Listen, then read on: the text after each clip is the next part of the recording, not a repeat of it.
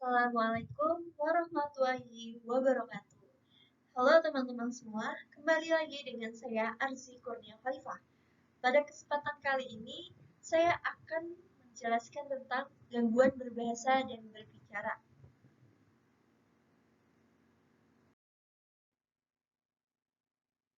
Nah, gangguan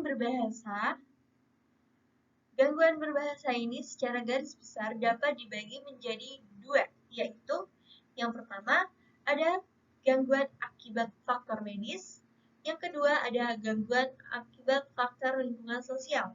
Nah, secara medis, menurut Siddhartha 1984, gangguan berbahasa dapat dibedakan atas tiga golongan, yaitu yang pertama, yaitu gangguan berbicara, yang kedua gangguan berbahasa, yang ketiga gangguan berpikir.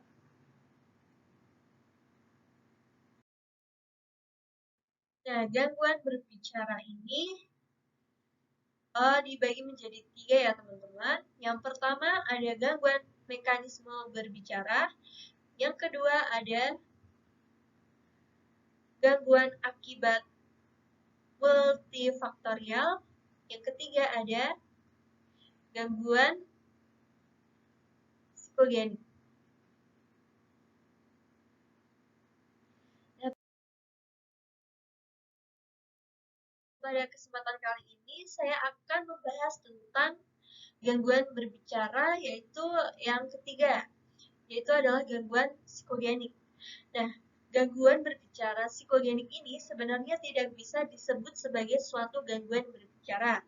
Mungkin lebih tepatnya disebut sebagai variasi cara berbicara yang normal, tetapi yang merupakan ungkapan dari gangguan di bidang mental. Gangguan berbicara psikogenik antara lain sebagai berikut. Yang pertama ada berbicara latah, yang kedua ada berbicara manja, yang ketiga ada berbicara kemayuh, yang keempat ada berbicara gagap. Nah, saya akan menjelaskan tentang berbicara manja. Disebut berbicara manja karena ada kesan anak orang yang melakukannya meminta perhatian untuk dimanja. Misalnya, seperti ini. Bicaranya seperti ini. Saya sakit, jadi tidak suka makan. Sudah saja ya, gitu. Nah, jadinya kalau manja tuh kayak gini. Saya sakit, jadi tidak suka makan. Udah saja ya, gitu. Jadi dia itu berbicara S tapi jadinya malah C gitu. Terus ada berbicara kemayu. Nah, berbicara kemayu ini secara istilah dari Siddhartha 1989 berkaitan dengan perangkat kewanitaan yang berlebihan. Jika seorang pria bersifat atau bertingkah laku, kemayu jelas sekali gambaran yang dimaksud oleh istilah tersebut. Nah, gitu lebih tepatnya untuk si laki-lakinya.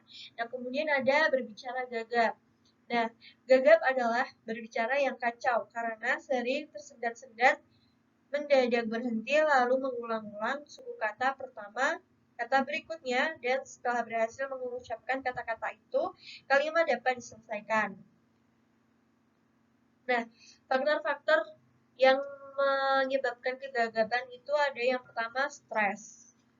Terus yang kedua adalah pendidikan anak yang dilakukan secara keras. Yang ketiga adanya kerusakan pada belahan otak yang dominan. Yang keempat ada faktor neurotik familiar. Terus kemudian ada berbicara latah. Berbicara latah sering disamakan dengan ekolala, yaitu perbuatan membeo atau menirukan apa yang dikatakan orang lain.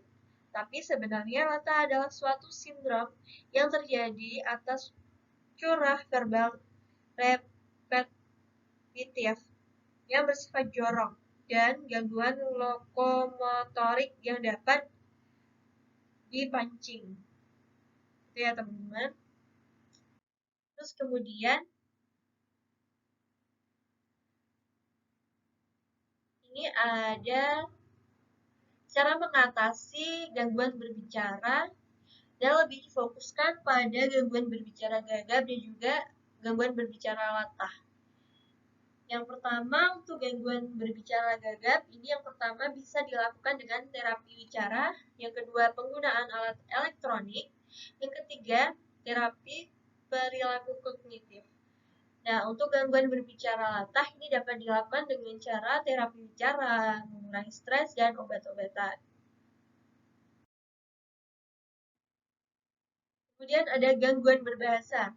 Gangguan berbahasa umumnya terdiri dari gangguan bahasa reseptif dan gangguan bahasa ekspresif. Ini maaf, bahasa reseptif ya benar. Nah, seorang anak dengan gangguan bahasa akan mengalami kesulitan memahami arti dari apa yang dikatakan, atau masalah bahasa reseptif, atau dia mungkin mengalami kesulitan mengkomunikasikan pikirannya sendiri, atau masalah bahasa ekspresi. Nah, gangguan berbahasa ini ada afasia motorik, yaitu adalah kerusakan pada belahan otak yang dominan yang menyebabkan terjadinya afasia motorik bisa terletak pada lapisan permukaan daerah bronka atau lapisan di bawah permukaan daerah bronka atau juga daerah otak atau daerah bronka dan daerah Brocae. Oleh karena itu, didapati adanya 3 macam afasia motorik ini.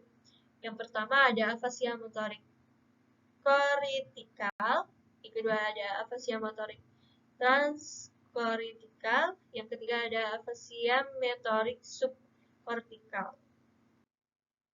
Kemudian ada afasia sensorik, yaitu penyebab terjadinya afasia sensorik adalah akibat adanya kerusakan pada lesi kortikal di daerah Brocae pada hemisferium yang dominan. Daerah itu terletak di kawasan asosiatif antara daerah visual, daerah sensorik, daerah motorik, dan daerah pendengaran. Kerusakan di daerah Brocae ini menyebabkan bukan saja pengertian dari apa yang didengar atau pengertian audiorik terganggu, tetapi juga pengertian dari apa yang dilihat atau pengertian visual ikut terganggu. Jadi penderita afasia sensorik ini kehilangan pengertian bahasa lisan dan bahasa tulis, namun dia masih memiliki curah verbal meskipun hal itu tidak dipahami oleh dirinya sendiri maupun oleh orang lain. Cara mengatasi afasia ini dapat dilakukan dengan 3 cara, yaitu yang pertama ada terapi bicara, yang kedua obat-obatan, yang ketiga terapi stimulasi otak.